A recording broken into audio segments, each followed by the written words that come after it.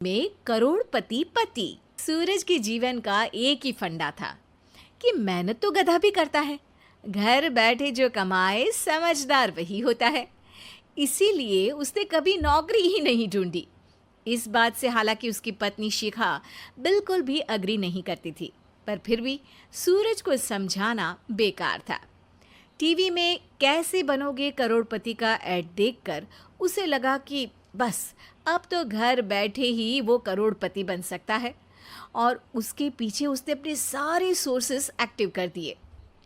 2 हफ्ते में उसके कलीग के साले के पड़ोसी के बेटे का सोर्स निकलता है जो कि उसे शो में पहुंचा सकता है, और सूरज उससे मिलने चला जाता है। अच्छा, तो हमें मुकेश जी बता रहे थे कि आप हमें शो में पहुंचा सकते हैं।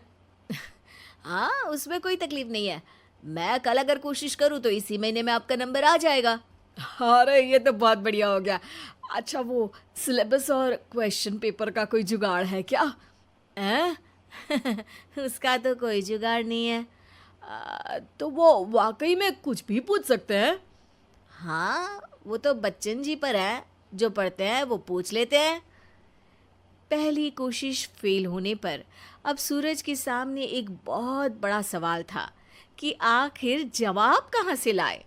तब शिखा ने एक सजेशन दिया, क्यों ना सूरज अपने चचेरे भाई सुमित से मदद मांगे, जो कि यूपीएससी की तैयारी कर रहा था। हालांकि इतनी मेहनत करना सूरज को समझ में नहीं आता था, पर कोई और रास्ता ना मिलने पर वो आखिर सुमित से बात करता है। अरे सुमित, हमारा कैसे बनोगे करोड़पति के लिए सिलेक्शन होने वाला है। तुम हमें थोड़े चिट बनाने में मदद करोगे क्या?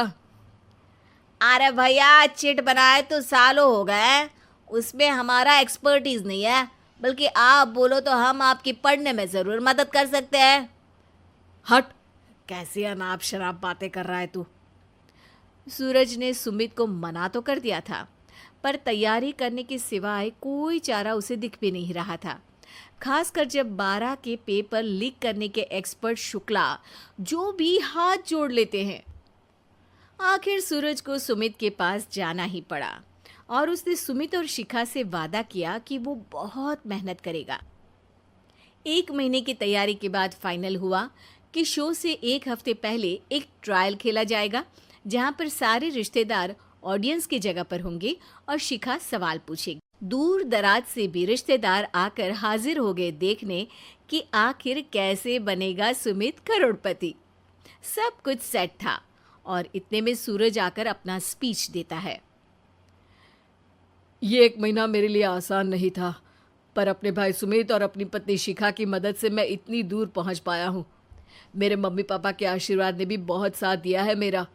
मैं उम्मीद करता हूँ कि आज के शो में आप लोगों को बहुत मज़ा आएगा। साक्षी पहला सवाल पूछती है और पूरे कमरे में सन्नाटा छा जाता है। इंडिया में कितने स्टेट्स हैं? 3, सॉलिड, लिक्विड और गैस। अरे रुकिए, तो ऑप्शंस तो देने दीजिए। इतने में 5वीं कक्षा का चिंटू बोल उठता है। अरे क्या मामा, आप तो पहले सवाल पर ही आउट हो गए। अरे बेटा, पहला सवाल तो ट्रायल होता है ना। अरे तुम अब देखना। देखने जैसी बात तो थी ही। सूरज को इतना शांत किसी ने नहीं देखा था। कभी कभी तो लगता था मानो सूरज आंख खोलकर ही सो गया हो। मामा जल्दी करो प्लीज, कल सुबह पनवेल भी तो निकलना है। अरे हट, कंसंट्रेट करने दे मुझे। 3 सवाल में 3 लाइफलाइन खत्म हो चुकी थी, और अब चौथे सवाल पर भी सूरज का मौन नहीं टूटा। पर सूरज अभी भी हार मानने को तैयार नहीं था। उधर हर कोई सूरज को छोड़ सुमित को देख रहे थे। आखिर सुमित ने ही तो पढ़ाया था सूरज को। गजब बेइज्जती है यार। अरे बेटा, तो बाप का, दादा का, भाई का, सबका नाम बुड़वाएगा। अरे 3 लाइफलाइन ले ली तो भी तेरा कुछ नहीं होना है। अरे कोई इतनी बात करता है क्या शो पर? अरे बेटा, शो पर तेरे जैसे भी तो नहीं आते ना। सूरज की ये जंग आखिर 1 घंटे बाद 5वें सवाल पर खत्म हो गई, जब उसने इंडिया के नेशनल बर्ड का नाम कहा, कौवा। अरे बेटा, मजा तो बहुत आया, बस थोड़ा टाइम पर खत्म होता तो आनंद भी आ जाता। ताने बारिश की बूंदों की तरह बरस रहे थे और सूरज को भी समझ आ रहा था कि ये करोड़पति बनना शायद उसके बस के बाहर की बात है। पर वो आखिर ये बात मान कैसे लेता?